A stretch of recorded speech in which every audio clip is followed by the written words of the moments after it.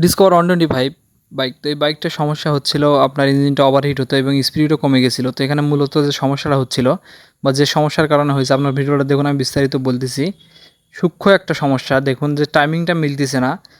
তো এখানে টাইমিংটা মিলার না যে কারণ সেটাও আমি বলতেছি। আর এই বাইকটা নিয়ে আসছিলো এই ভাইটা, দেখতে পাচ্ছেন এই ভাইটা নিয়ে আসছিলো আপনার গোবিন্দগঞ্জ থেকে। তো এখানে মূলত যে সমস্যাটা হয়েছিল, এখানে একটা চিকন টাইমিং চেন থাকে এই বাইকটাতে, আপনারা সকলেই জানেন, যারা টেকনিশিয়ান তারা বুঝবেন। কিন্তু এখানে মোটা টাইমিং চেন লাগানো হয়েছিল, কিন্তু কোনো এক কারণে টাইমিং চেনেরও সমস্যা হতে পারে, সেই কারণে কিন্তু এটা টাইমিংটা ঠিকমতো মিলতেছিল না, অর্থাৎ টাইমিংটা অ্যাডজাস্ট হচ্ছিল না। আপনারা জানেন যে এটার টাইমিং দুই সাইডে সমান থাকবেন, টিটা উপরে থাকবে, কিন্তু দেখুন এক সাইডে যায় আছে, টিডিসি মার্কে নেওয়ার ফলে ওটা টাইমিংটা ঠিক হচ্ছিল না।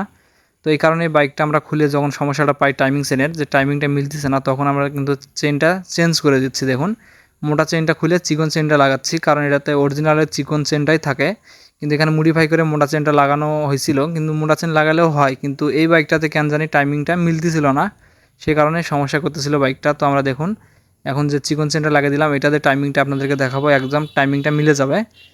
তখন কিন্তু আর বাইক তেল বেশি খাওয়া, ওভারহিট হওয়া, স্পিড কমে যায়, এইসব ইস্যু কোনোটাই থাকবে না। তো মূলত এটা টাইমিং চেন থেকে সমস্যা হচ্ছিল, অর্থাৎ টাইমিংটা মিলতেছিল না। তো এখন দেখুন একদম অ্যাকুরেট আছে, দুই পাশে দুটা কাটা দাগ সমান এবং টিটা উপরের দিকে চলে যাবে। দেখুন একদম ঠিক আছে, আমি মিলে দিচ্ছি দেখুন।